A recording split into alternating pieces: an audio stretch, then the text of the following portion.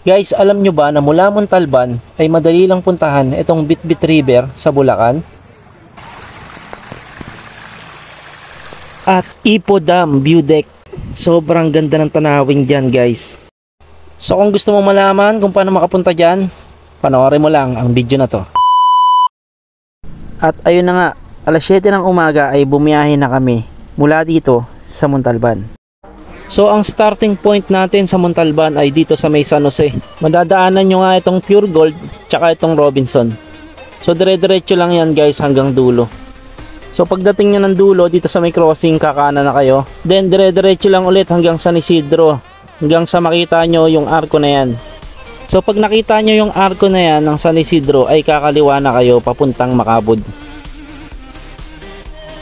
So pagliko nyo dyan, paakyat yan, dire-diretso lang.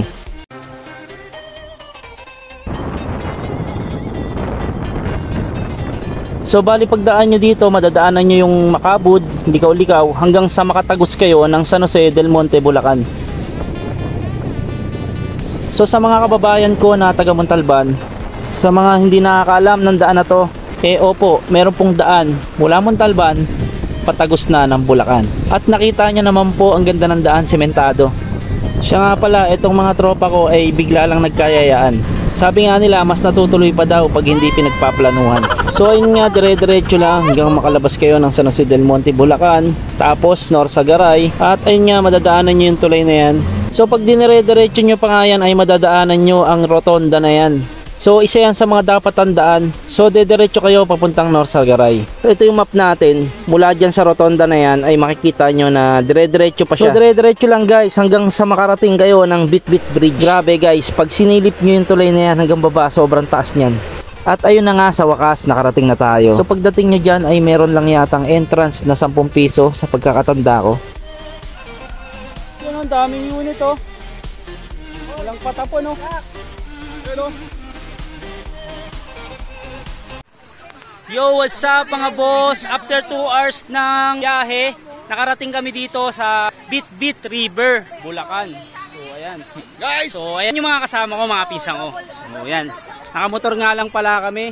Nanggaling kami sa Rizal at ngayon nakarating kami sa Bitbit River.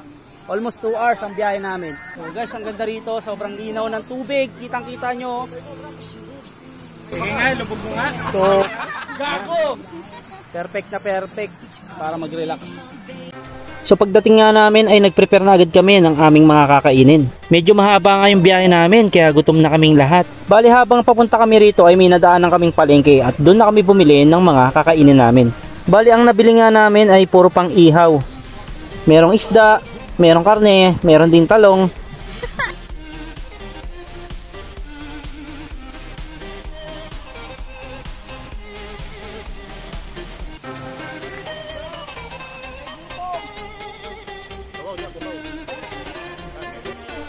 At ito nga yung isa sa pinakamasarap naming dala dito, yung ensiladang mangga. Yes, ito na inihaw, sarap. Tima. Gago nga mayan.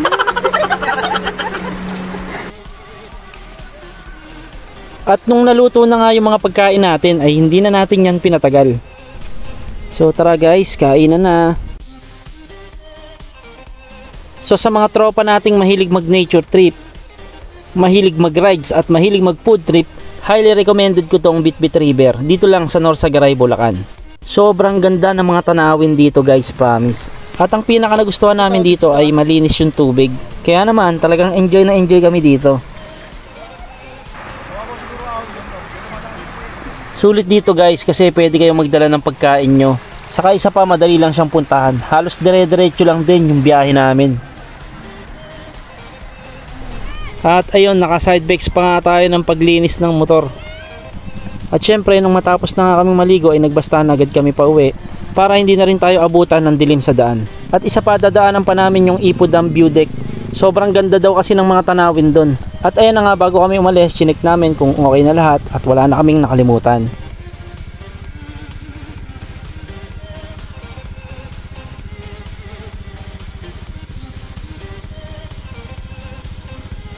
At makalipas nga ng ilang minutong pagdadrive pa uwi ay nandito na kami sa Ipo Dam View Deck.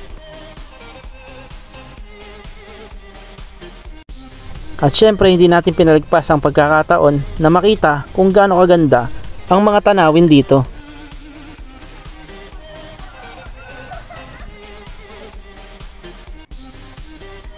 Kaway dito, kaway, video to. Kaway, yes. Oh my God. At syempre hindi mawawala ang picture.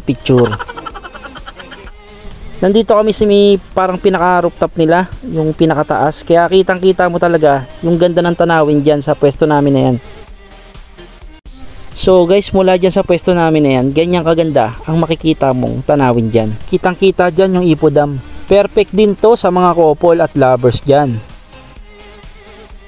Pwede rin sa mga barkada, tropa at pamilya. At kung nagustuhan mo ang video natin, paki-like and follow na rin ang page natin para updated ka sa mga susunod pa nating mga videos. Salamat!